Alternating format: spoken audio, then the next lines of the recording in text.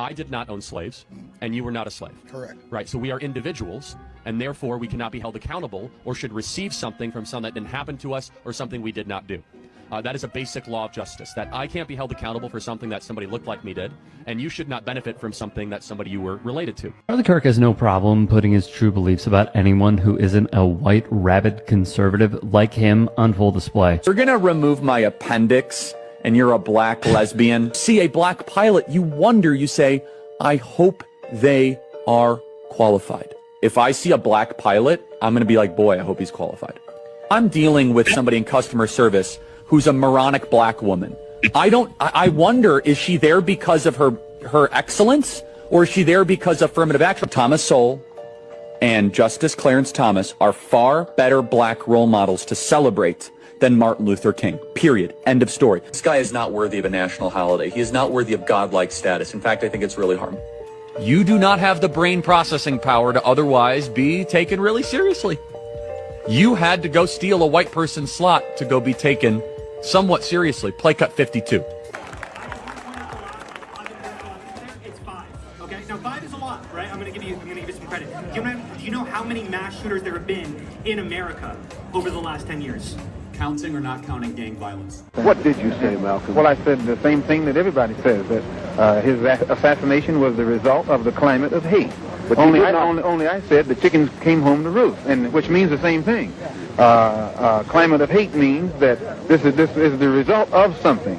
And when I said chickens coming home to roost, I said the same thing.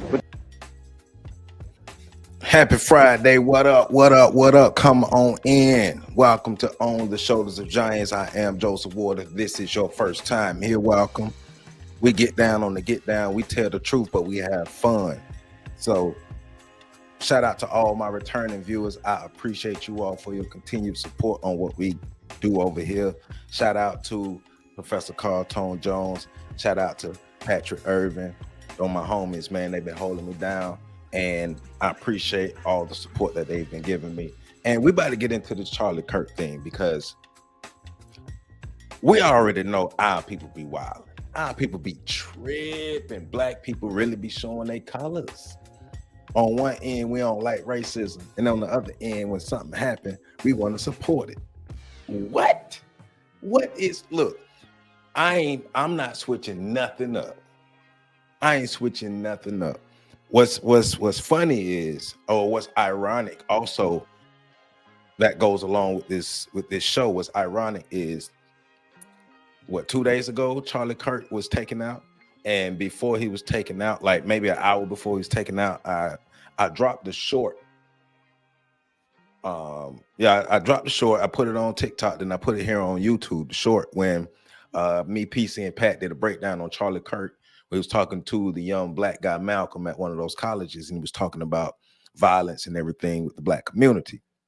And Charlie Kirk, like we all know, he made a living on basically denigrating the black community, spreading lies. I believe his rhetoric was very, very, very dangerous, and he was a very influential person within that MAGA conservative circle. He was someone who had a lot of influence going on in there, right? So I believe he was very, very, very dangerous. I believe he was the same lane of dangerous as Heather McDonald. We just did a breakdown. I hope you saw a breakdown today. If you haven't watched the breakdown after this, don't do it now, but after this, go ahead and watch our breakdown of Heather McDonald, because we're talking about racist rhetoric that fuels hate. Like Malcolm said, talking about a climate of hate that Charlie Kirk was helping to fuel here in America, and the chickens came home to roost. The chickens came home to roost. So that's what we're getting into today. We're telling the truth. A couple things that we're talking about, right? We're going to tell the truth about Charlie Kirk. We're not going to sugarcoat anything. We're going to tell the truth about Charlie Kirk. Nothing's been switched up. Nothing changed. The way I felt about Charlie Kirk 2 weeks ago, 4 months ago, it's the same I feel about him now. But we're also going to talk about black people who are spending the energy celebrating his death. And then we're going to talk about the black folk who defending or saying we should have empathy. It doesn't matter what his views were. We should have empathy. empathy needs. All right, how about that? But before we get straight up into everything, man, hit that like button, comment, subscribe, share if you haven't already. Tell a friend to tell a friend to tell a friend to tell a friend to go ahead and check out On the Show Giants, because we get down over here. So make sure you hit that like button, because we're getting it in. And I want to, give recognition to everybody who came on in. Ray, Asian boy, what's going on, Ray? If this is your first time, welcome to the channel. I appreciate you for tuning in, for dropping a comment. Master Teacher, and he laughing. We getting it in. Anaconda says it's like MLK. I'm gonna tell you why it's not. Because I've been seeing a lot of people trying to compare this to MLK. I'm gonna tell you why it's not. It's not even close to being like MLK. I'm gonna tell you why not. But Anaconda also said freedom. Well, hold on, let me switch my view. He said freedom. Well, he got the ultimate freedom, that is death. Freedom from being obligated to serve the Jews. I'm not even going that way with Charlie Kirk, because I'm focusing on what affected us. Nemesis X, the real one. What's going on, my brother? Thank you for tuning in on this Friday. Like I said, we're getting it in and we're telling the truth about this Charlie Kirk thing. I'm just continuing what I've been doing and what we've been doing, exposing the stuff that is dangerous to us, the rhetoric and the influence that is dangerous to us. Much anticipated live, NW5 Prophetic. I appreciate you for tuning in. Quincy, what up, family? What it is, man? Thank you for tuning in. Nemesis says he was a firebrand for riling up. He sure was. He sure was. Not even tripping over Kirk, because the next one, you already know, it's more, and it's more out there. It's been more out there, right? You already had Ben Shapiro talking about filling the void, right? Yeah, and we talked about Ben Shapiro too. So it's a whole bunch of them out there. He was one of many. He was just one who was very, very, very, very, very popular, and his influence at the time was what it was. So I want to, me, I like to make sure we getting it in, right? And so I want to run this video back so we can listen to what we're dealing with Charlie Kirk, right? Because I believe, well, we already know how black people are. We already know we got our mindsets is crazy. We already know our mindset is off. Neely Fuller already told us that we are insane. So that's why you got a lot of black people. We should be having empathy for his death. We shouldn't be doing this. We shouldn't be doing that. Now, I'm gonna go on record and saying, if you're one of the black people who are spending your energy to celebrate this man's death, Charlie Kirk was not that important. He wasn't important to us at all to even be celebrating his death, right? But he was dangerous in his rhetoric, but he was not important enough for us to be wasting energy and recording videos going on and celebrating his death. But at the same time, if you're a black person who's supposed to be against the system of white supremacy, and you like, we have to have compassion for our enemies. Well, where you come from? Where they do that at? But I just want you, let's listen to what he's saying again, though, because I want to make sure we get it, get who we're dealing with. Gregory says, stop expecting black people to be sympathetic to those. Well, I'm not expecting black people to be sympathetic. Black people are being sympathetic. Go online, go on TikTok, go online. Black people are being sympathetic. I've been seeing video after video after video after video of black people crying and being sympathetic for Charlie Kirk. Right, for somebody whose views were negative to black people, to somebody who decided to make up narratives about black people that were not true and that helped to influence people who make the law, especially those who don't see black people as human beings. He was a suspected white supremacist, right? Anarchist says, is as in serving the masters of the American state, MLK was the lesser worse option to the state at the time, opposed to that wanted the black state within years of making a black nation. Okay. So empty minds, the man was against me and mine. I'm not concerned that Kirk got. You already know. You are, but that's what I'm here talking about. Those who got the empathy, y'all tripping. That lets us know that's another log on the fire to let us know that black folk, we ain't ready. We ain't ready. We're not ready. We're not ready. All right. Somebody say free Tyler Robinson. Hey man, that ain't my business. That ain't our business. Talking about Tyler Robinson. That ain't our business. But listen to what he was saying. Just listen to what Charlie Kirk, his rhetoric though. I'll play it again. I did not own slaves, and you were not a slave. Correct. Right. So we are individuals, and therefore we cannot be held accountable or should receive something from something that didn't happen to us or something we did not do. That is a basic law of justice, that I can't be held accountable for something that somebody looked like me did, and you should not benefit from something that somebody you were related to. Charlie Kirk has no problem putting his true beliefs about anyone who isn't a white, rabid conservative like him on full display. You're gonna remove my appendix and you're a black lesbian. See a black pilot, you wonder, you say, I hope they are qualified. If I see a black pilot, I'm gonna be like, boy, I hope he's qualified. I'm dealing with somebody in customer service who's a moronic black woman. I wonder, is she there because of her excellence, or is she there because of affirmative action? Thomas Sowell and Justice Clarence Thomas are far better black role models to celebrate than Martin Luther King, period. End of story. This guy is not worthy of a national holiday. He is not worthy of godlike status. In fact, I think it's really harmful. You do not have the brain processing power to otherwise be taken really seriously. You had to go steal a white person's slot to go be taken somewhat seriously. Play cut 52. And I believe in that he was talking about Michelle Obama and Kamala Harris or something like that. I know it was Michelle Obama. I can't remember the other person, but this is the rhetoric that comes out of this man's mouth. You know, this is the moment like right before he was taken out. And a question was asked about mass shootings. And that's the part of the irony of everything, because he spent a great deal of his time painting the narrative of how violent black Americans were, of how violent black people were. And we're violent because we don't have no daddies in our home. And we're violent because we don't have no structure. We're violent because of this, and we're violent because of that. And he was taken out because of white on white violence, something he never talked about. Never talked about the violence in the white community. Most white people are taken out by other white people. Matter of fact, whatever community you from, whatever race or ethnic group you from, the bulk of the violence that you face is gonna be from your own people. That's just how it go, man. That's just how it go. NWS Prophetic said black people can't get our karmic justice because we always stop it from running this course, because we be scared. Because we be scared. That's why. They literally beat the fight out of us. And when you got the fight beat out of you, you have empathy for your enemies.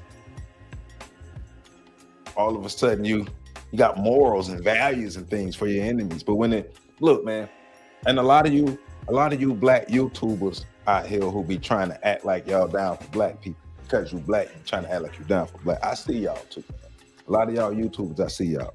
Especially a lot of y'all who built y'all channels off of every time black people do something, you want to highlight it and you want to make it seem like the black community, we just psychopaths and stuff like that. But then when this comes around, you want to be the main one leading the empathy charge. That's why everybody ain't gonna make it. That's why all black folk ain't gonna make it. But the separation is showing itself. We see who's who. We see who rocking. We see who really with us and who not. When things really happen, we get to see who really with us and who not. Right? It says he was literally just talking about. Oh, let me move this. He was literally just talking about with or without gang violence, getting ready to move into that. Right. Yeah. So the clip when he was taken out, the person asked him a question about mass shootings, and he said, well, as long as we could talk about gang violence, and then it happened. Right. So as soon as, like Nemesis X was saying, as soon as he's about to shift the goalpost to try to denigrate black people again, because he built this platform. One of the things he built this platform on is talking down on black people because we're just so savage people, according to him. And a lot of stuff, if you listen to him, he'll tell you what he believes, not what he knows. Right? So Maul said, yep. There's primarily violence is a thing. Proximity violence is a thing. Someone tell, hey, well, he found out. He found out. He definitely found out proximity violence is a thing. It might have been too late, but he definitely found out. Says Maul said they have low self-esteem. Yeah, like black folks soft, man. Let's be real. We know we soft. The world know we soft. We like to talk junk to ourselves. We like to talk junk. I mean, that's one of our superpowers, just talking junk. But everybody know we ain't talking about that. Stockholm syndrome. Hey, didn't you, Jay Nebula? Didn't you just do this? How you gonna talk about somebody got Stockholm syndrome and you talking about rest in heaven, Charlie Kirk, we love you? Come on, man. Stop it. Some of the empathy comes from black Christian preachers, people like Al. Right. People who've been leading our community into burning buildings forever. People who've never had our community's best interest forever. Come on now. Oh, that's rest in hell. Well, you better make that. Oh, my bad. I'm sorry. Make that hell bold. I'm sorry. I apologize, my brother. I apologize. Make that hell bold. Yeah. So I'm okay. I'm with you then. I'm with you then. Rest in hell. I'm sorry. I apologize, my brother. I'm sorry. Says Nemesis X. No need to tell him now. Hey. So Charlie, you know, when we're talking about empathy, Charlie had his own idea of empathy, you know. And this is Charlie Kirk telling us how he feels about empathy. Empathy, actually, I think empathy is a made-up New Age term that. Hold on, I'm over here struggle stream. Let me get this right.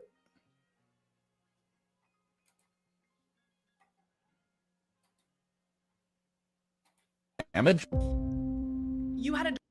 I can't stand the word empathy. Actually, I think empathy is a made-up New Age term that does a lot of damage. You had a daughter and she was 10 and she got. And she was going to give birth and she would. No, wait. Well, listen to what he's saying about empathy. So, all you black folk who got empathy, that's what he's saying about empathy. I can't stand the word empathy. Actually, I think empathy is a made-up New Age term that does a lot of damage. You had a daughter and she was 10 and she got. And she was going to give birth and she would. No, wait. Oh, and she was going to give birth and she was going to live. Would you want her to go through that and carry her baby? That's awfully graphic. But it's a real life scenario that happens to many people. The answer is yes, the baby would be delivered. From the Civil Rights Act. So, you know, just one more time. So specifically what he's saying, how he feel about empathy. So all you black folk who we supposed to have empathy. And like you're saying, it's those church folk. It's them church folk. Stop it. See, once again, white people, because remember, Charlie Kirk fashioned himself as a Christian as well. One of those red Christians, those far-right Christians, right? So remember, they use religion. Black folk let the religion use them. The racists use the religion while black folk let the religion use them. That's why white folk was able to use religion to help conquer black folk. But just one more time, what he's saying about empathy. So all you folk who we supposed to have empathy, we don't have empathy for your ass. I can't stand the word empathy. Actually, I think empathy is a made-up New Age term that does a lot of damage. And I know that's just a little short little clip of that, but you know it is what it is, right? But it's that mindset that black folk, we got to wake up. We got to be better, man. We got to be better. And if we're not being better, we tripping. Stop complaining about racism. Stop complaining about something that you have no intentions of doing anything about. So a lot of pro-black podcasters, they out here ham bone tap dancing. A lot of people, you're right, Jay. A lot of people are walking back a lot of stuff. Be consistent. No, be consistent. Look, like I say, we've done 2 breakdowns on Charlie Kirk, and it ain't changing. Charlie Kirk was a person who supported the system of white supremacy, spewed racist lies, spewed racist rhetoric, made up narratives that denigrated black people, and a white person took him out. He spent a great deal of time painting a picture of how violent black people are, gang violence. Black people are also violent. And like Nemesis said, hey, he found out about proximity violence. It was the last thing he learned, but he learned it. It's the moral high ground. Yeah. Fake ass moral people. But what does morals and racism have to do with each other? When did morals have anything to do with racism? When did morals have anything to do with freedom? When did morals have anything to do with overthrowing the system of white supremacy? Show me where morals come in to a group of people who have no morals. Where does it come in at? How do you have sympathy for a group of people who are terrorists? If you support the system of white supremacy, you are a terrorist. If you support the system of white supremacy, you are one of the most evil things to exist. The system of white supremacy is the most destructive religion, system, culture to ever exist in human and in the history of the world. Matter of fact, nothing has been more destructive than white supremacy. And this is the thing that a lot of you cowards choose to have sympathy for, because one white person took out another white person. And listen to this, how deep this racist stuff go. I'm here in Tallahassee, Florida, where Florida A&M University is. Do you know FAMU and 3 other HBCUs were put on lockdown because HBCUs were threatened after a white man shot a white man at a white school in a white state? A white man shot a white man at a white school in a white state, and black schools were threatened and had to be put on lockdown. Tell me that man's rhetoric wasn't dangerous. Charlie Kirk, damn him, right? There you go. That's that, and those are the group of people who built that, who are building that community out there in Arkansas. Yep. They stomp in the name of the Lord, so they say, right? It's not real morality, it's fake. It's based on presentation. That's why people are more offended by being called racist as opposed. There you go. And that's why people have more problem with the words of a racist than the actions of a racist as well. It's simple. You are what your record says you are. And if you help to create the conditions of hate and violence, you reap what you sow, don't you? The chickens came home to roost. If you help to continue to create and sow seeds of hate, deceit, and violence, what do you expect to get back? Be a better person.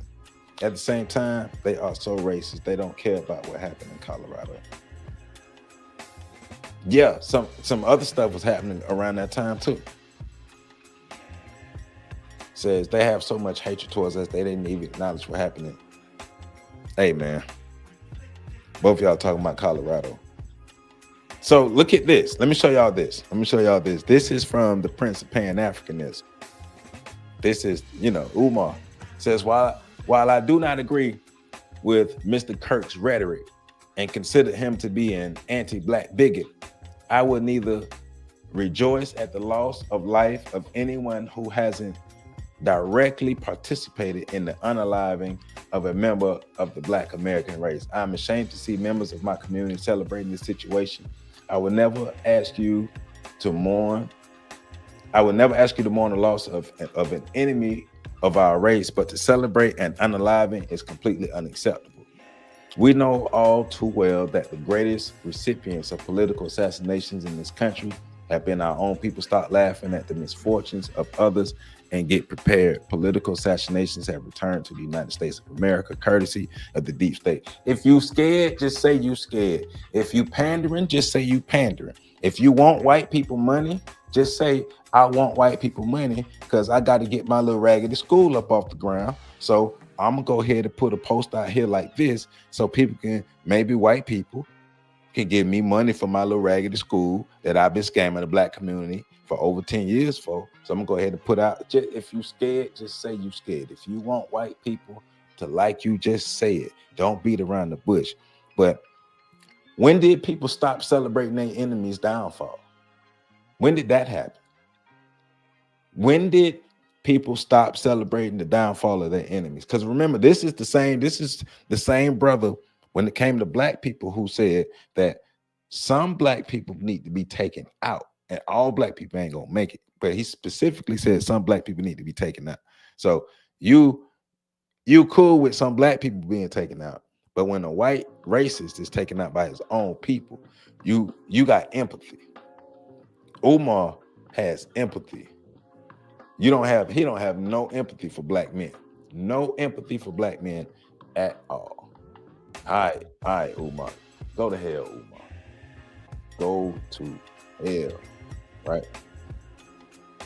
I peeped this game about 10 years ago. Yeah. Umar, once again, I never rocked with Umar. I never rocked with him. I always thought he was a fraud. I was always like, man, you know,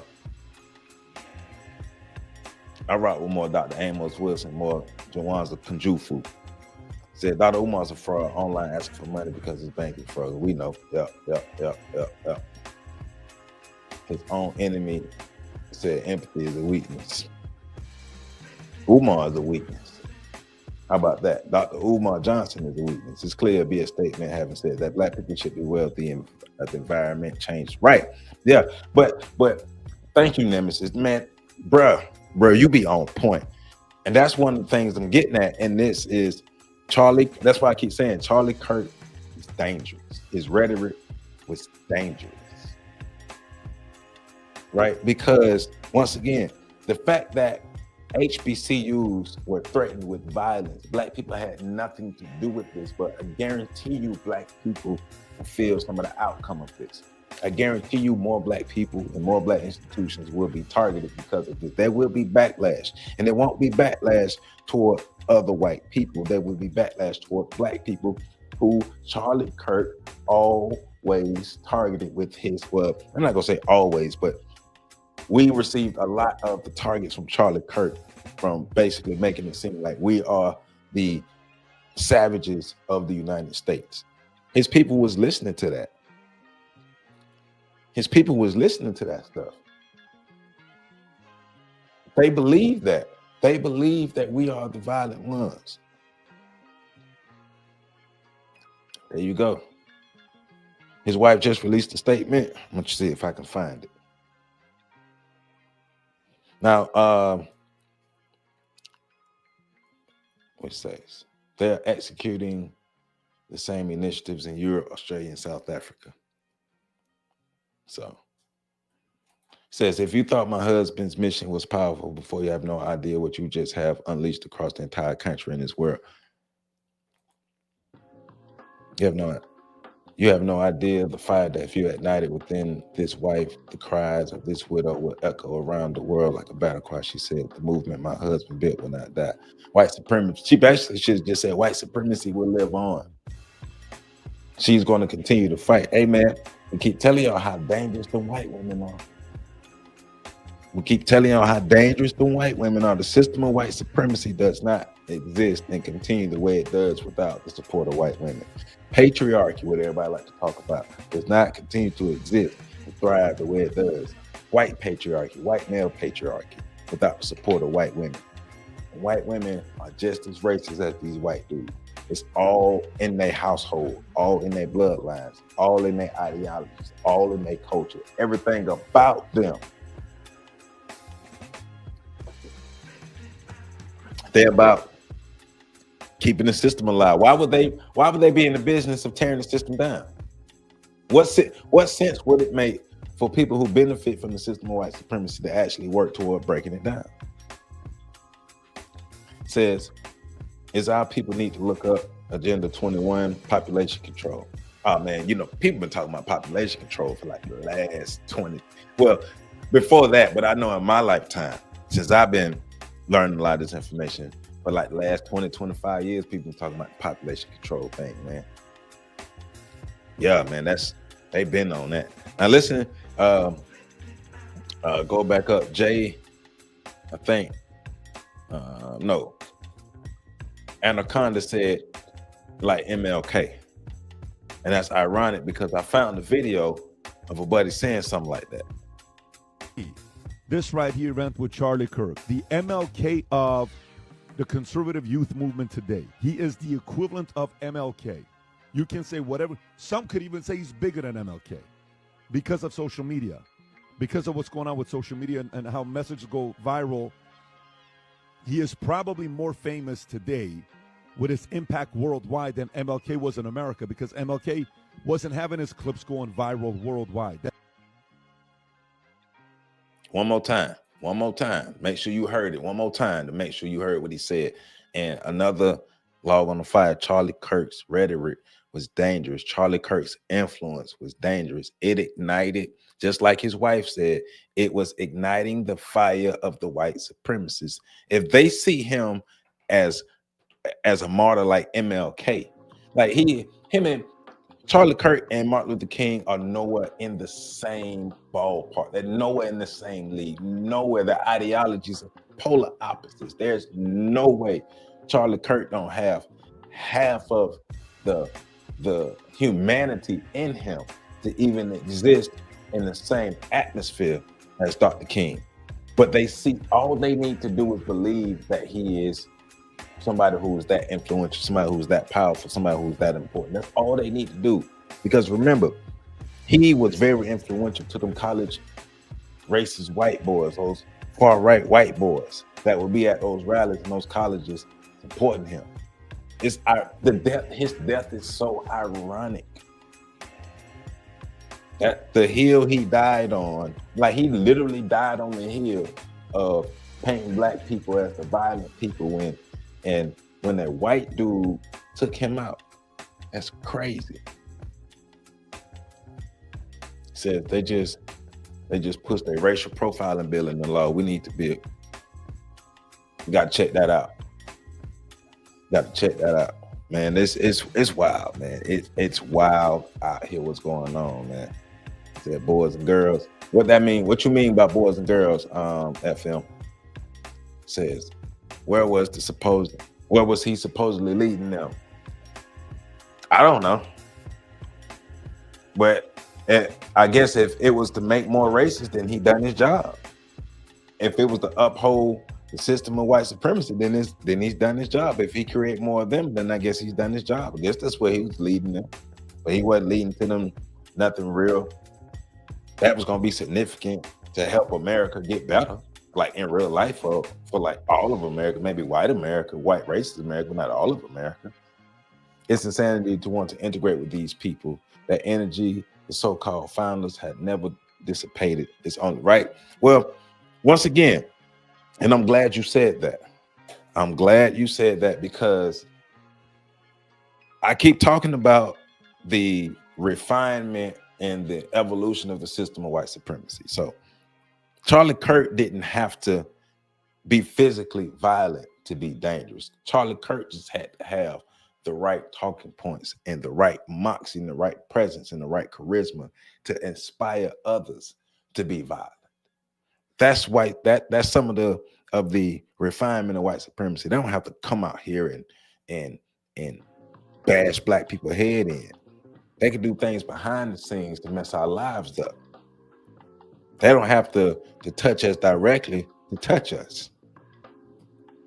And Charlie Kirk was a part of that. Oh, you saying he was okay? Yeah, I got you. He was influential to white boys and white girls, right? Remember, white women soak that stuff up too.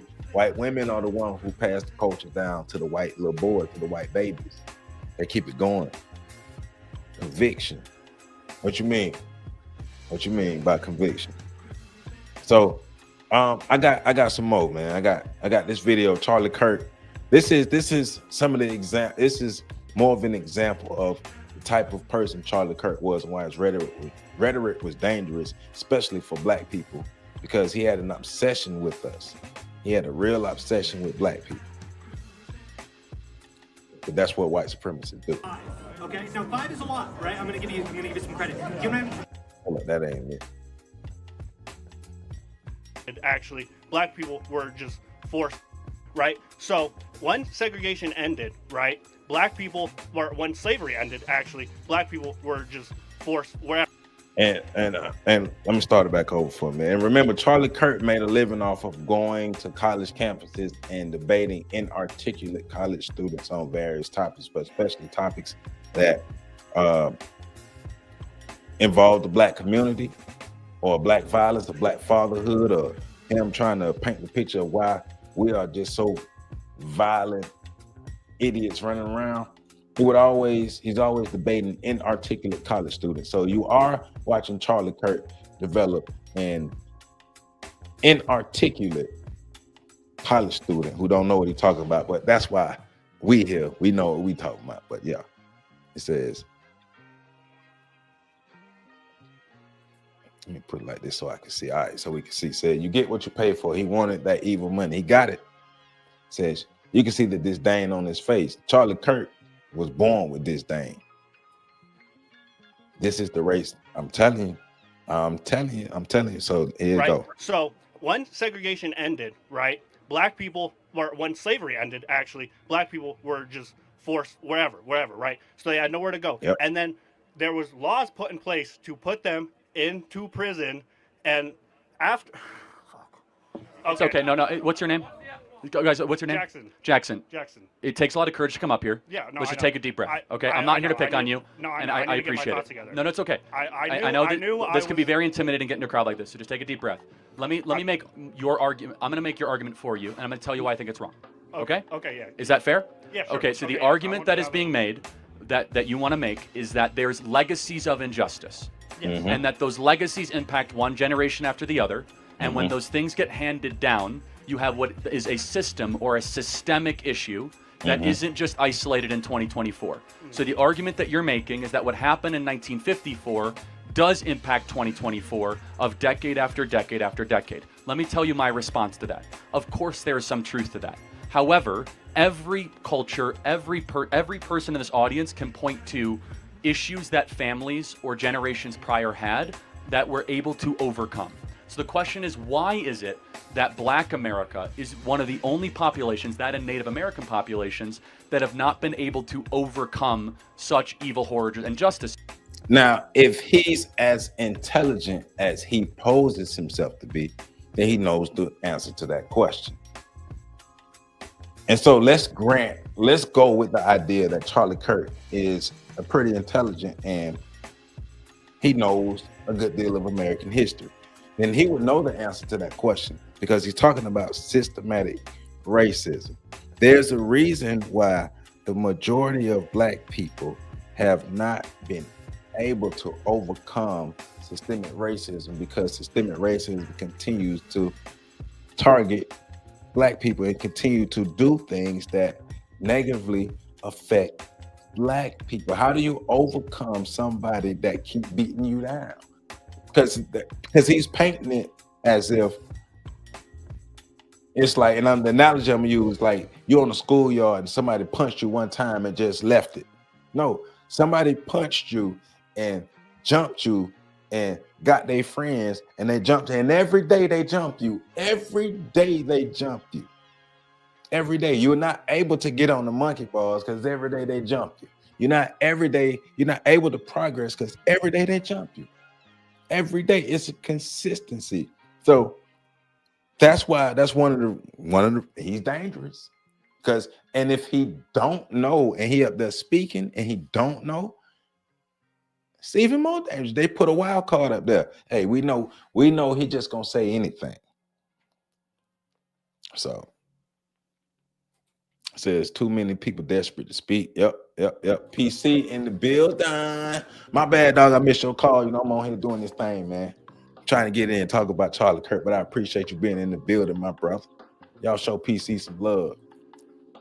See, Nemesis already on it. Yeah. It says, and now you have people like Kirk branding Black people as deranged criminals, even though his people are in control and responsible for what Black people. You can't make the monster then be mad at the monster because the monster not tearing your ass up. You can't make the monster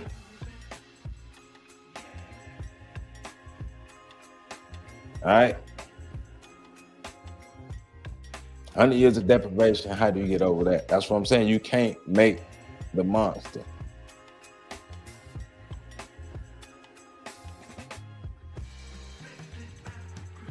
And I'm guessing you're saying telling the white people to have some responsibility. Just making sure. The Constitution has codified racism embedded in it. As long as there's a Constitution, there will be racism. Racism wrote the document. Hey man, you can't create the monster, then get mad at the monster because the monster is running free. You made the monster. You made the monster, man. But you can't keep kicking me. If I keep trying to get up, you keep knocking me down. You really gonna try to lecture me on why I can't get up when you know you knocking me down? Like,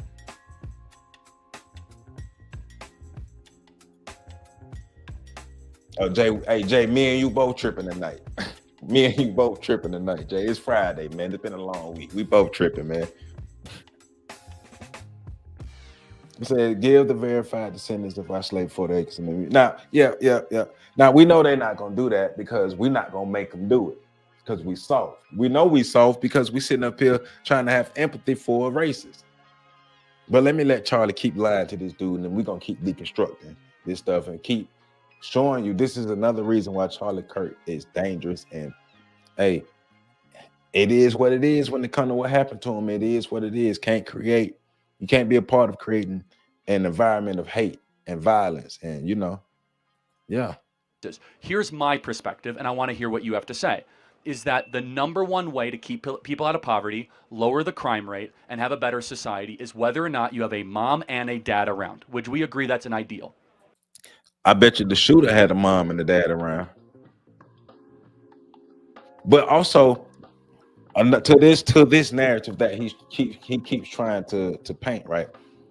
Because you got to remember they're being slick with their words when they're talking about the black family, that the black children not growing up with fathers. That's not true. Black children are growing up with their fathers in their lives. Matter of fact, a lot of black children are growing up with the fathers in their homes. The fathers aren't married to the mothers, and because the fathers aren't married to the mothers, they are counted as single parent homes. So the idea is, or the picture that is painted, that the black fathers aren't around. The black fathers aren't in the lives of these children. When, remember, we already have information. CDC already put out that the black father is the most involved fathers out of all of the races. And, you keep talking about black violence and all this and how black people are these savages, but he was taken out by a white dude. The irony of Charlie Kirk's death. To stand on, like, he really stood on black people are violent, and his own folk took his ass out. Anybody having empathy for that, you soft. I'm gonna just be real. If you're a black person, and you have empathy for this clown, you soft. And if you're a black person that are actually wasting your time to celebrate his death, you need to find something better to do. You might need to read. He wasn't that important. He wasn't important at all. Yeah, cool. Yeah. And so what happened in 1964 is that 25% of black youth were raised by a single mom. Today, it's nearly 75%, about 70%. So that means that 1 in 4 black kids will have a father around. Only 1 in 4. That's the number one issue happening in the country, and it's not because of systemic racism. I'd like to hear what you have to say about that. Okay, so I think I misjudged you at first. Like, when you brought up the 1350 stat, I had just assumed that it was inherently eugenics based, kind of, So, and that exactly, Nemesis. He just talking that bullshit. Straight booty chatter. Where mine came from, I think we are on the same page. No, you already know what the problem is, and that's what I mean. Thank you for saying that, because I think we actually have a lot more in common in this country than the media would ever believe. No, definitely, right? And what my point was, I was trying to say is, I don't think that we're doing enough to help these black communities catch up. Whereas they're underfunded and they're not. We don't. I'm not gonna say We ain't gonna say free Tyler, right? We don't want violent white boys running around the street. What happened between Tyler Robinson and Charlie Kirk ain't our business. We gonna leave it at that. That ain't our business, and we should not have sympathy. There we go. There we go. Listen to the lies, though. Listen to the lies, because he slick with his words, but only the people who don't really be listening. I be listening. Me and Synovia be listening. And they're over-policed, and there's just these factors that are contributing to, like you said, these single-parent households. Yeah, like so we're not going to agree on this. This is where we'll disagree. And shout out to my homie Ricardo Float in the building, man. Y'all welcome, Ricardo. Welcome, my brother. And that's okay. I have more of a view of Thomas Sowell on this, where he believes it's far more. They're over-policed, and there's just these factors that are contributing to, like you said, these single-parent households. Yeah, like so we're not going to agree on this. This is where we'll disagree, and that's okay. I have more of a view of Thomas Sowell on this. And that's the only black person. Remember, he only gives credence to Thomas Sowell and Clarence Thomas. That show you what type of idiot he is. That show you what type of person he is. Two black people he only give credence to, because he said it in the video that I played earlier. He said Thomas Sowell and Clarence Thomas were better black people and better for the black community than Martin Luther King. Sellout ass Clarence Thomas and sellout ass Thomas Sowell, according to Charlie Kirk, are the greatest black people to ever exist. White conservatives, white red wing racists only quote Thomas Sowell. They only quote him. Hell on, man. That let me know you don't know what you're talking about. Where he believes it's far more about culture, values, and worldview than stuff and over-policing. I believe there's not enough police in black neighborhoods. You're going to disagree with that. Let's not even get into it, okay? But I think we can... Somebody who don't set foot in black neighborhoods. This idiot don't set foot in black neighborhoods, but we need more policing. No, it look like your neighborhoods need more policing, Charlie. I bet you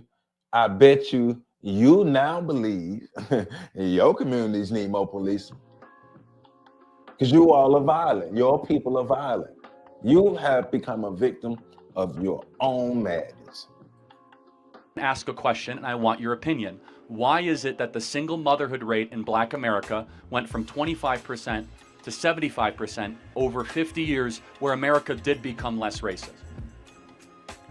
Like, why did it? Yeah, so what caused black America to go from one of the strongest nuclear family communities in the country to now the weakest by far? Once again, Smoke, like you said, never let your enemy frame your argument, right? But he knows exactly what he's doing and who he's talking to, because he knows damn well how and why the black family declined. And if he doesn't, it's another reason why he's dangerous to be out here, because he's just talking junk and just coming up with, he just pulling stuff out of his ass. Welfare. First of all, these were CIA planned and funded operations and movement. The CIA was behind the breaking up of the black family. We got document proof to prove that. Welfare, feminism, and the sexual revolution, funded by the CIA, agents going into the black community, helping to push these ideas, helping to make sure that we are socially engineered to break up. Black women get on welfare. Black women are on welfare. Black men are in prison. Then you drop crack off in our communities. Like all these disparities, everything that they could think of, they did to the black community. They did to break up the black family. Welfare, sexual revolution, and feminism did to the black family what slavery couldn't. Add crack onto that. Add the red line. Add all the other stuff that happened from 65 on down. That did to the black family what slavery couldn't. This racist know what time it is, man. He know what happened to the black family. I can't answer your question. No, that's okay. No, that's great. And is, again, it's hard to get up and have these conversations. Here's my opinion.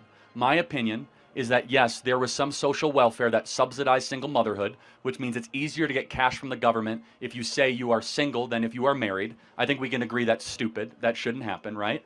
But I would love your perspective on this. Do you think in black culture, getting married and staying with one woman for your entire life is elevated and celebrated?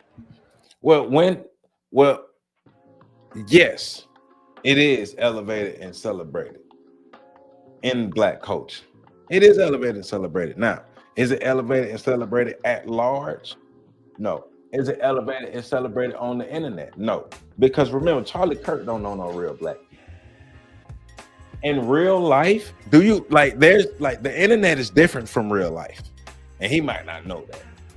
But what black people do in real life is different from what you see on the internet. Yes, the black families are celebrated. Now, is it celebrated like it should? No. Is it celebrated en masse? No. But it is celebrated. But don't let what you see on the internet fool you. He's basically painting a picture that there are no black people who celebrate and elevate family. That's bullshit. Then why are black men are in their children's lives? They're not marrying the women. They're not marrying the women who they're making babies with, but they're in their children's life, and they're more active in their children's life than white men are. White on white crime is out of control. I think that's the problem. They need to send them in. Trump needs to send them national the guard problem stems from a lack of education. I think these communities don't have. I don't think a lot of them have the proper education or learning from previous to realize what will lead them to a more successful future. I think that if we funded more education in these systems, then these men wouldn't be so focused on stuff like. Well, and to the young man's point, remember, in white communities where crime rates are vastly lower, these are communities where resources are poured into the communities. Resources are poured into the school. Remember, they separate. They do the tax. They do the 1 cent tax thing, and they do the school zones, and they do these zip codes and all these things, and you get funded by the zip codes and the census and all these things. There things in place to make sure that black communities are underfunded. Charlie Kirk's stupid too. Everybody knows that when people don't have resources, areas where people have less resources across the world, crime rates are higher. But his face when he saw a black god, I don't think he went up though. T-cell therapy. I don't think he went up. Gang violence to get protection or money or you have a other great stuff like that, and then end up in prison and then end up with their child having a single mother. Fair enough. So you do. Sorry, I didn't. No, it's great. So there's a lot of examples that there's some merit to your argument, but it's more about the quality of education than the amount of money we spend on it. Yeah. Such as that's why I'm a big proponent of school choice and educational vouchers and opposing the teacher unions. But and if he was so concerned about the black community, what the hell has he actually done to help solve some of the issues? Since he's so concerned about the black community, since he want to talk about the black community so much, what the hell has Charlie Kirk ever done to solve any of the systemic issues in the black community, to solve any issue in the black community? What has he done? Because he is constantly talking shit. All right. The core is this, is that the number one predictor for a kid of any skin color, black, white, Asian, compliance. That's by design. That's what happened when you were purposely spreading lies. Always the effect, but never the cause. Hispanic is whether or not dad is around. Right. And I look as an outsider, albeit, at current black culture, right? From the athletes to the rap music to the music, I don't see the nuclear family elevated. It's a little split. It's a little splitish. You know what I'm saying? We got a little something going on. It's a little splitish. You know what I'm saying? Nor is it an internal black cultural expectation. Now, I will ask some of the white individuals here in this audience, okay? If you guys got pregnant and all of a sudden you didn't even know who the father was around, well, how would your parents react? Not great, right? Yes. Unfortunately, in Black America, this is kind of accepted. Would you agree? I can't say. I grew up around a lot of white people, so I can't All right, say. okay. Like, well, so, but it is a fact that it is accepted, right? So that's the problem. The problem is that it's a cultural norm. But making babies and not raising them is is an American cultural norm.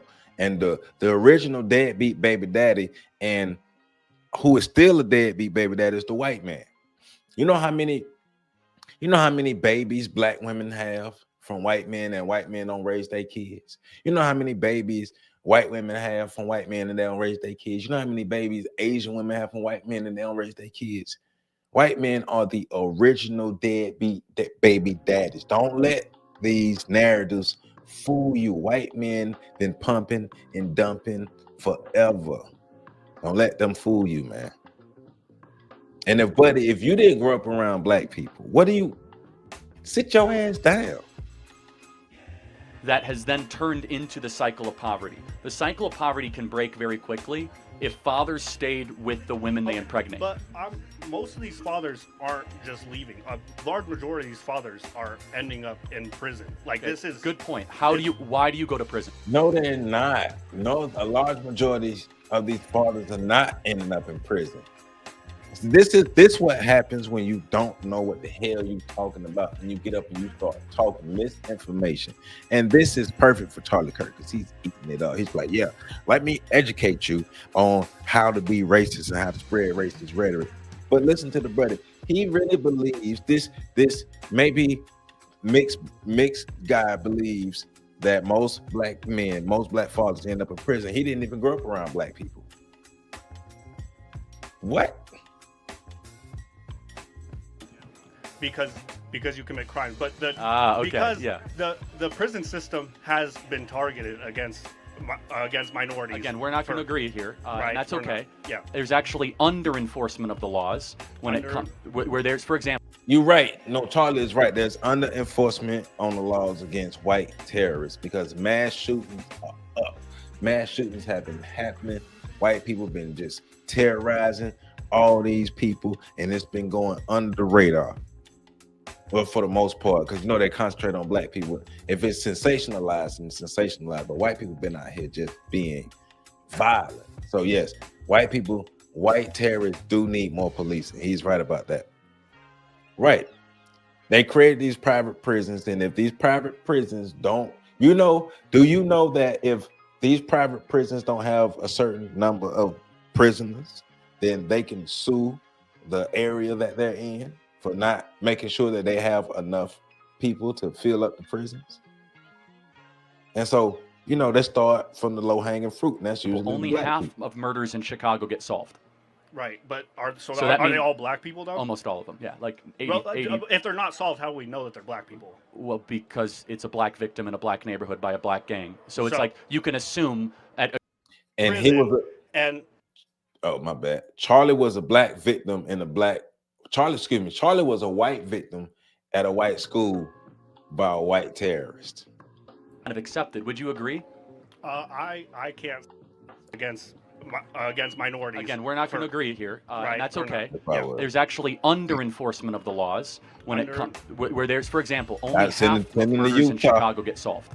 Right, but are they all Black people though? Almost all of them, yeah. Like, and not only do Trump need to send the troops into Utah, they ain't no white folk over in Utah eating cats and dogs too.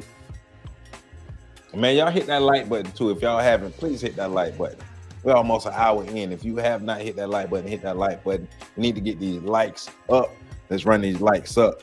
But they need to send the troops into Utah because not only are the mass shootings up, but they're eating cats and dogs. If they're not solved, how do we know that they're Black people? Well, because it's a Black victim in a Black neighborhood by a Black gang. So it's like you can assume at a great approximation that in the west side of Chicago, 50% of the murders in Chicago that go unsolved are all Black people. Not all. No, I said 85%. But we don't know who the perp is. But again, if you have a Black victim at 2 a.m. in a Black neighborhood, it's reasonable to say that it was a Black on Black crime.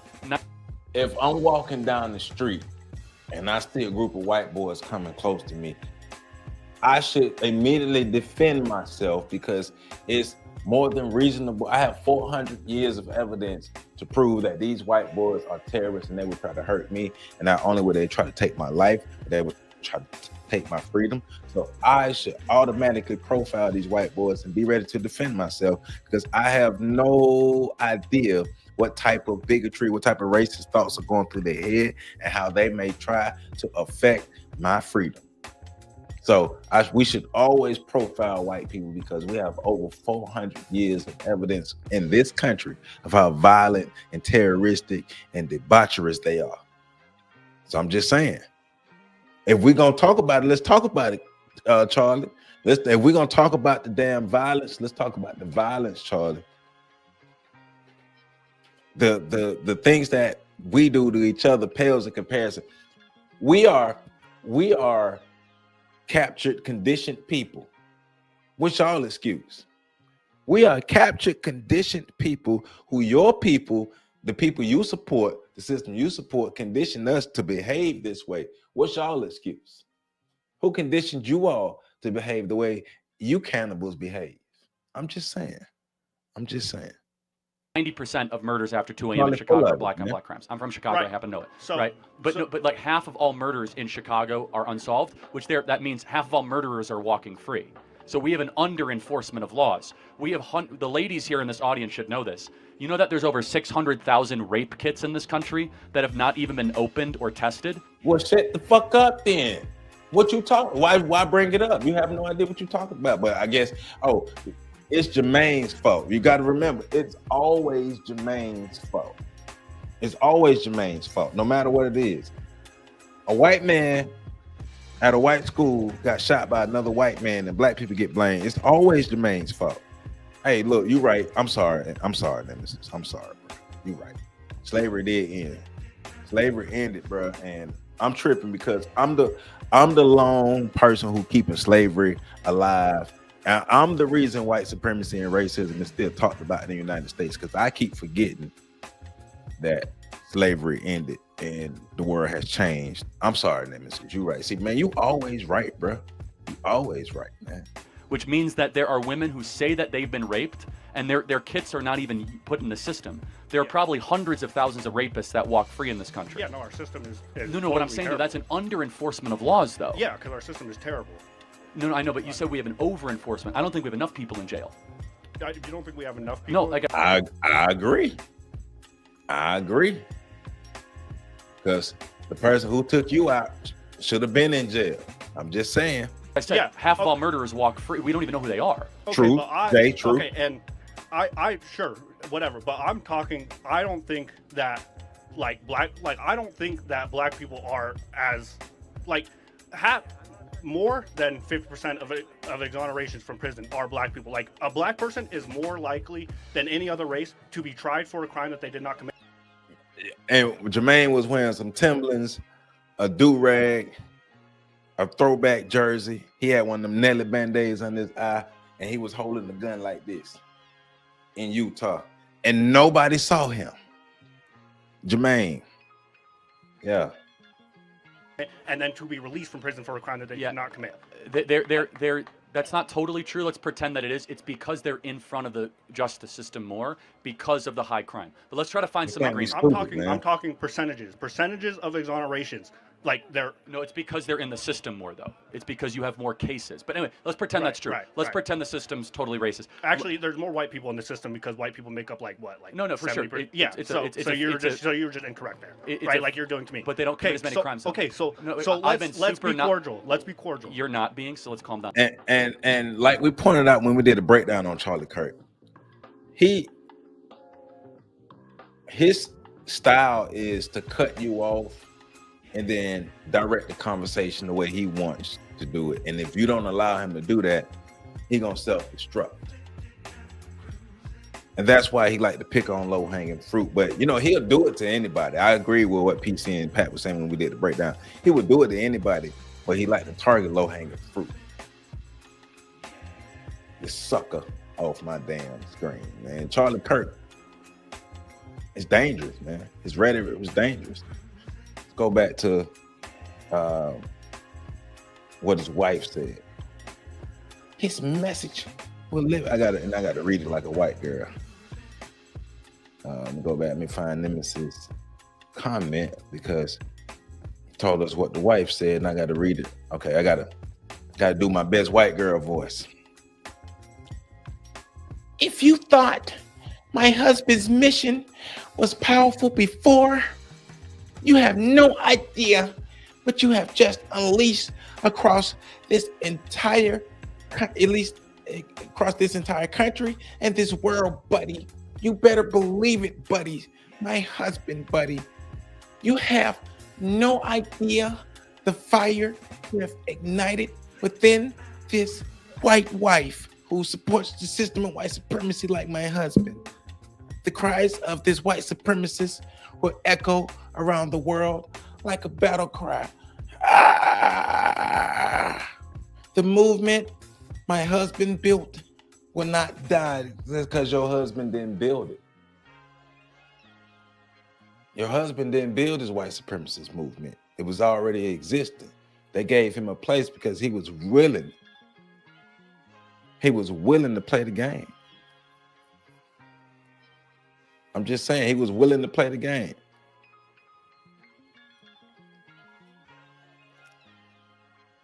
At all.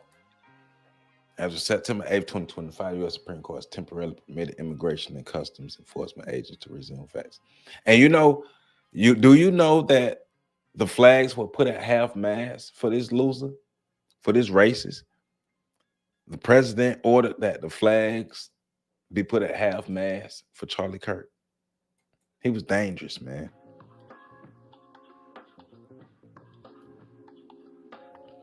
Gang, gang.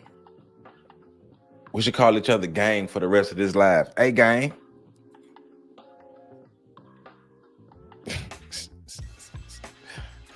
Purple shirt.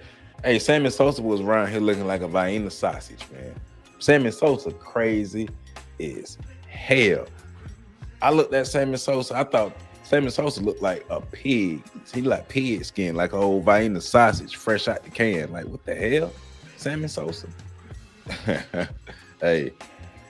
Thanks for telling us, Becky. Hey, Renee. As of September 8th, that's temporarily, right, I just read that. That's a blatant disrespect to the military. Hey, man. Hey, man, look. White supremacists, they're uniting. Damn, a flag, Trump. Yep. Charlie Kirk is going out like a hero to these white supremacists. What that tell you? What that tell you if the white supremacists are treating him like a hero? What that tell you, man? We need to understand who we're dealing with and understand how that affects us, because that what his wife said, remember, that's just going to embolden more racists to target black folk. Because remember, it's Jermaine's fault. It's black people's fault that Charlie Kirk got taken out. Man, look, that's because Trump don't care nothing about no John Lewis, because John Lewis wasn't important to Trump. John Lewis ain't had nothing to do with nothing Trump had going on, you know? So, yeah. Zero. Charlie Kirk, man, look. I just want to get that out, man. Black folk, we got to do better, man. We got to do better, man. This Charlie Kirk stuff, man, this really exposed. Well, it didn't really expose a lot of black people. It just showed a lot more what's going on with black folk in America. We soft, and black people's bitch assness is on full display for the world. We are cowards. We're gonna have empathy. You gonna have empathy for your enemy? Come on, man.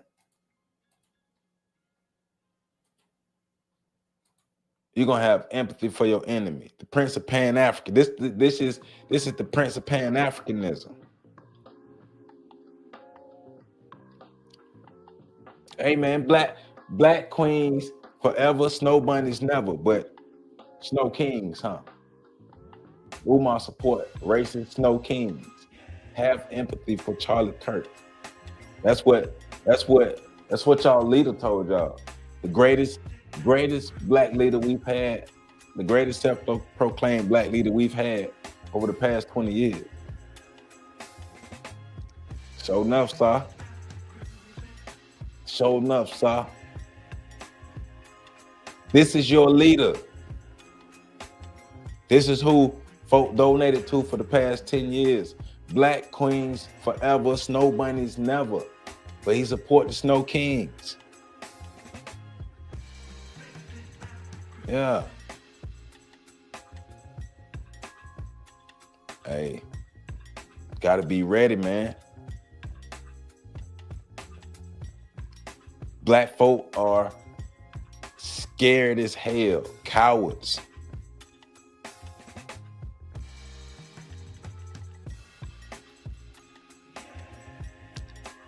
People don't understand what war truly is. We don't understand. We've gotten our ass kicked for so long. We don't even really get it.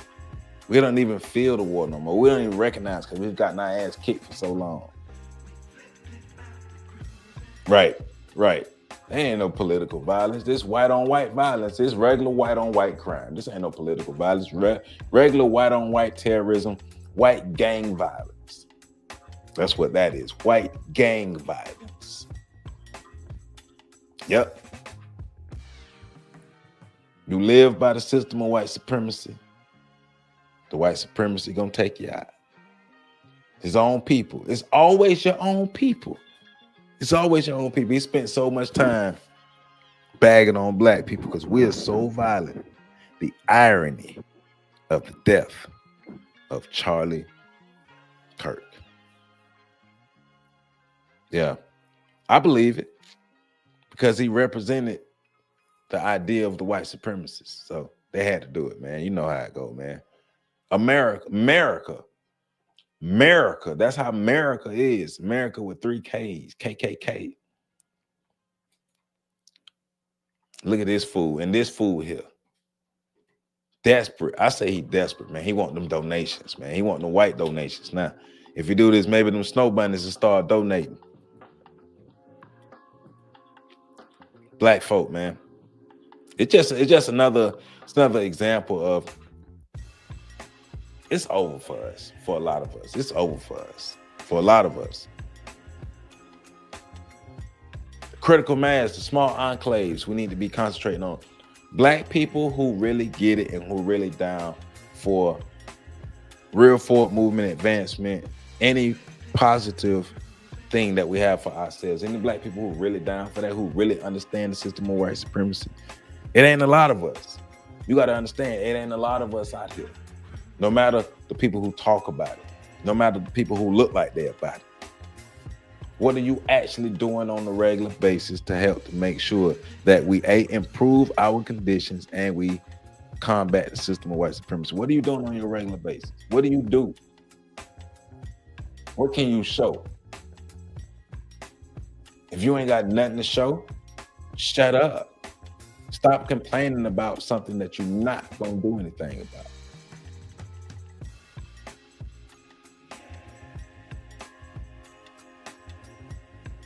Yep. Hey, man. These people not going to stop, man. Their goal is to maintain the system. Their goal is to continue white dominance. Charlie Kirk was a casualty. He was a casualty of white supremacy, of white supremacy and things that they got going on. I've been telling people for a long time that white people have internal strife. They have an internal civil war going on between the white folk. And another thought I had, that Charlie Kirk could have very well been sacrificed to create a spark.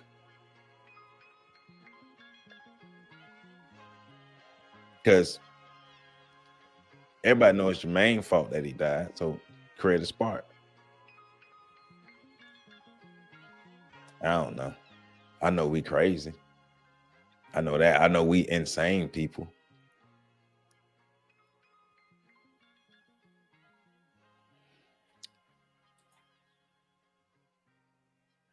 Hey, why don't white crime in Utah? I'm gonna pull a Charlie Kirk. I'm gonna do a Charlie Kirk. white on white crime in Utah is out of control. 95% of the crime committed in Utah is by white people. 95% of the people in Utah are criminals. 95% of the white people in Utah, it's just dangerous over there in Utah. You can't even walk outside your house without a white person trying to do some white crime to you in Utah. That's how they are. White criminals in Utah. I'm doing like Charlie Kirk. Charlie Kirk be making up stuff, so I can't make stuff up. Charlie Kirk and Heather McDonald make up stuff, so I can't make stuff up. And if you don't know who Heather McDonald is, as soon as I end this live, you need to watch today's Friday breakdown as we talk about Heather McDonald and her lies. The title of the video is "White People Don't Owe You Reparations, Africans Do," because she retold the story of slavery and racism in America. And the thumbnail is "Britain Saved Africans from Slavery," because she painted the picture that white people saved black people from slavery.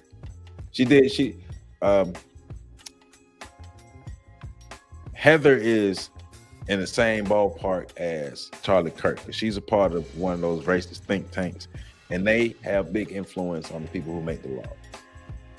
It's out of control in Utah, man.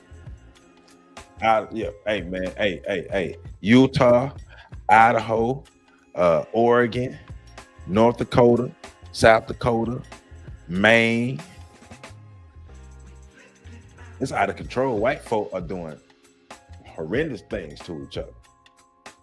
85 to 95% of white people who are killed are by white people. They need more police. They need more policing in white communities. Ohio, yeah, it's all the white people in Ohio. We know they dangerous. We know the white people in Ohio are the equivalent to Chicago. The white people in Ohio are the Chicago. They the Chicago are white people, the white people in Ohio. Because you know about the crime rates of the white people in Ohio. You know, because we're making up history and stats, right? That's what we could do. We could just make stuff up. So the white people in Ohio, man, you know, they're robbed before a ham sandwich. If it's a sandwich that's on white bread in Ohio, a white man will rob you for a sandwich that's on white bread. I'm just telling you. They need to send the National Guard to Ohio, and they need to ban all sales of white bread in Ohio, because white people go crazy over white stuff and they kill over white stuff. So I'm just saying, man, got to do better. We got to do better out here in these streets, black people. Understand your enemy. Understand your enemy. If they'll take their own people out, what you think they'll do to us? They'll take their own people out. So Tyler Robinson was the dude that killed Charlie Kirk. And he was a 22-year-old dude from Utah who lived with his parents. He still lived with his parents. He came from a 2-parent household. Who would have ever thought that Charlie Kirk would be taken out by a white boy that come from a 2-parent household that still live with his parents? But how could they be so violent with the family unit intact? So they don't want to discuss his background or his political leanings. Nothing I read wanted to discuss his background or political leanings. I wonder why. And a lot of articles that I read are really still trying to humanize Tyler Robinson, even though he's a thug, he's a criminal and all those things there. They're trying to humanize him. So he was not enrolled at the University of, at UVU, what's that, University of Violent Utah, I guess. Oh, Utah Valley University, but Ultimate Violent University of Utah. So he was not a student, but he was on the roof shooting. 22-year-old terrorist climbed up to a roof to shoot somebody. The irony of Charlie Kirk's death. But you know, man, I'm not here to beat a dead horse, continuously beat it, man. You know, so actually they're putting it out He's Antifa said there's some left. Yeah. I know. Yeah, there's a lot of people saying that they're painting that he's an extreme leftist. I saw that. You're all right. I saw people who paint the picture that he's an extreme leftist. I don't care if he's left. I don't care if he's right. To the real racists, they don't really care about which way you lean. All racist birds have two wings. All racist birds, and all birds, period. But we talking about racist birds. So all racist birds have two wings. There you go. There you go. And if you have empathy for Charlie Kirk, then you don't understand.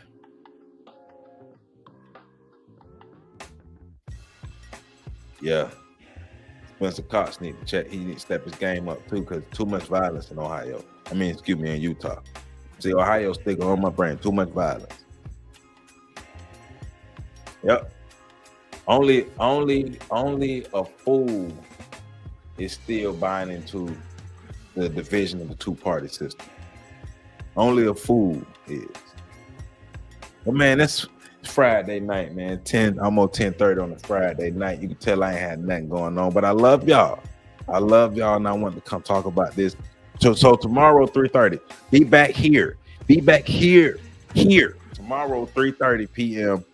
I'm interviewing Miss Kristen Jackson, and she, along with Patrick, is a founder of the Footprints homeschooling program, and that's a program that's dedicated to uplifting our children and fighting literacy.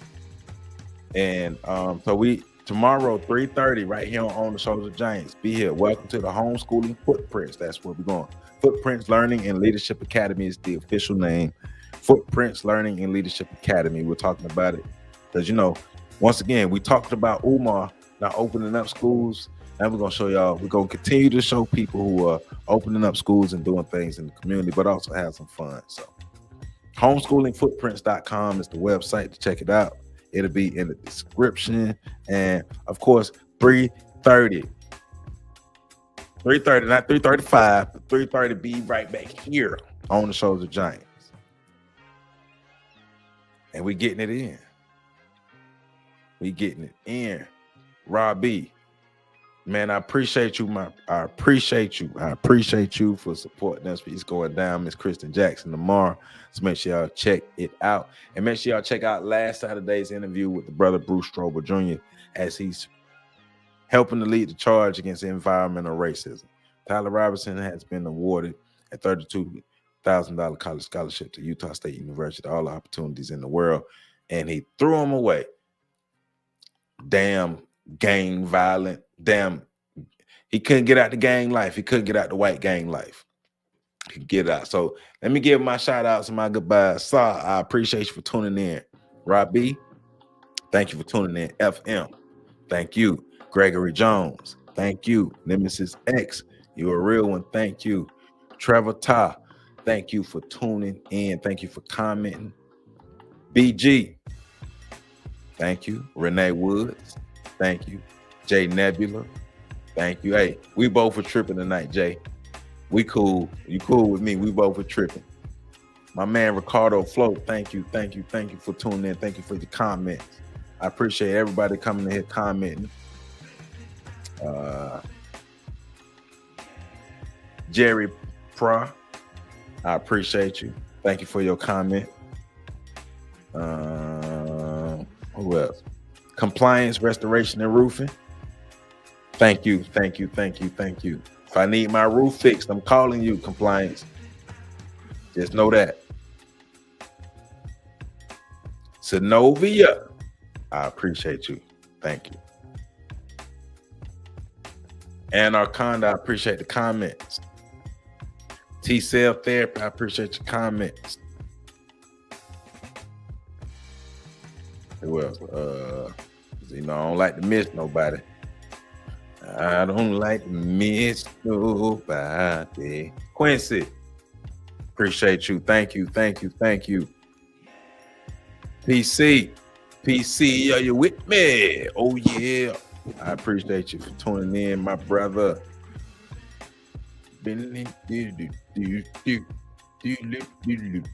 Maul Pearson. I appreciate you for tuning in, Maul.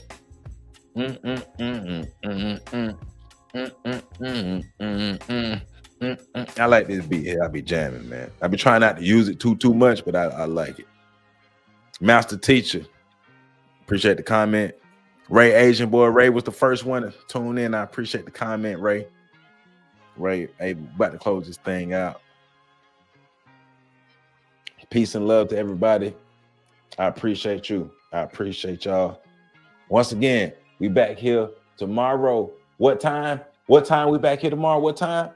3:30 sharp with Miss Kristen Jackson, talking about the homeschooling academy that her and Patrick have been leading for years and actually impacting people. So it's going down. Love y'all. Y'all make sure y'all go check out. If you haven't already, check out our Friday breakdown. That's your homework, Friday breakdown. I love y'all. Peace out.